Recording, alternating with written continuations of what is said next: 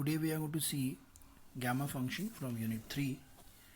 The definition of gamma function is gamma of n is equal to integral 0 to infinity e raised to minus x to the power n minus 1 dx. The very important thing is n should be greater than 0. Okay, so this is the basic definition that you are supposed to remember. Gamma of n is integral 0 to infinity e to the power minus x to the power n minus 1 dx, and n should be greater than 0. Okay, now with the help of this definition we are going to see some properties of gamma function. Okay, now the very first property of gamma function is that we are going to see is if you replace that x by kx, how it look like integral 0 to infinity e to the power minus kx x to the power n minus 1 dx. Okay, and we are going to see the result of this is same as gamma, and the answer will be gamma of n upon k raised to n. So whatever number you are going to have with that x, that number will be there in the denominator, that k, and we are going to have the same number whatever there in the gamma. Okay, so if you are getting suppose gamma 5 in the numerator, in the denominator you are going to get k raised to 5. Are you getting that? Okay, now how we are going to get it? So this is a proof of that. If you put kx is equal to t, now this is actually the hint. Whenever you are going to have this kind of problem, whatever you are going to have in the power of e, after that minus sign, whatever you are having, you are supposed to put it as t. Okay, so I am going to put here kx is equal to t. Okay, so please note down that. Then once you put kx is equal to t, what will be your dx? Your dx will be dt by k. So this will be the value of x, and see 0 to infinity, these are the limits of x. The corresponding limits of t, that we are going to get it over here. Now what is the relation between x and t? X is equal to t by k. So when you put x is equal to 0, obviously you are going to get t is also equal to 0, and when you put x is equal to infinity, you are going to get t is also equal to infinity. Fine. Next, so if you do all this substitution in the problem will look like integral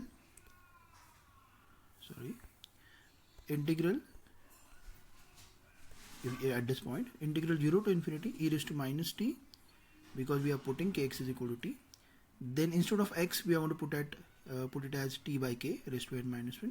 Dx will be replaced by dt by k. Okay, fine. After taking that 1 upon k raised to n outside, you are going to get integral 0 to infinity e raised to minus t raised to n minus 1 into dt. Okay, so if you look at this part, this is exactly look like gamma function. Okay, so if you compare with the gamma definition, what you are going to have, this will look like, so whatever is the power of t, you are going to add 1 to it, so it will be gamma of n, and see this k raised to n that we are going to have in the denominator. Therefore the answer will be gamma n upon k raised to n. Fine. So this is a very important property that you are supposed to remember.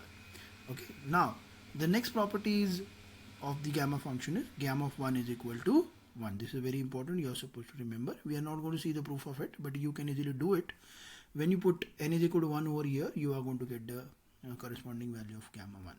So gamma 1 is 1. You are supposed to remember this. So the third property of gamma function is gamma of n plus 1 is always equal to n gamma n in general. For any value of n you can do, you can say this. And gamma of n plus 1 is equal to n factorial if n is a positive integer. Then only this is true. For example, if you have gamma 4, the gamma 4 can be written as 3 gamma 3. Similarly, gamma 3 can be written as 2 gamma 2, then gamma 2 can be written as 1 gamma 1, and so on, and you are going to get 3 into 2 into 1, that will give you 3 factorial. Okay, next, then no need to remember this actually. Gamma 0 is equal to infinity. Gamma half is a very important thing, you are supposed to remember this. Gamma half is equal to root pi. This is very important one. Okay, then the sixth property is gamma of n by 2. Whenever you are going to have n by 9 by 2, 11 by 2, 13 by 2 and so on, what you are going to get? You are going to have the answer as simply subtract 2 from this numerator number, So since we are having 9, we are going to start with 7. So it will be 7 by 2. Then you decrease by 2 to 2. 7 by 2, 5 by 2, 3 by 2, 1 by 2, and at the end you are going to get gamma half. But gamma half value already we have written, that is equal to root pi. Okay. Fine. So same way, gamma 11 by 2 will look like 9 by 2, 7 by 2, 5 by 2, 3 by 2, 1 by 2, and 2 gamma of half. Fine. Now, this is the next property. Gamma p is into gamma of 1 minus p is equal to pi upon sin p pi, where p should lie between 0 to 1. Okay. We'll see this while solving the problem. Now, the very important thing over here, that the problem that you are going to have while solving the gamma problems. So these are the very important substitution that we are going to do while solving the problem. So the first type of problem where we are going to have e raised to minus of something.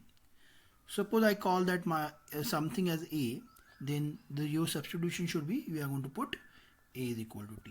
Getting this part? Then if you have a problem of log, suppose e raised to minus something is not there in the problem, and if you have suppose log of x is there in the problem, then we are going to put log x is equal to minus t. Okay. Then the next one is, if you have suppose log of 1 upon x, then your substitution will be log of 1 upon x is equal to plus t. This is a very important thing. Okay. As in the last part, if you have suppose the problem like dx upon 3x square, in that case, whatever you are having in the denominator, we are going to put that term is equal to e raised to t. Okay. So please note down that I hope all of you know that log of 1 is equal to 0.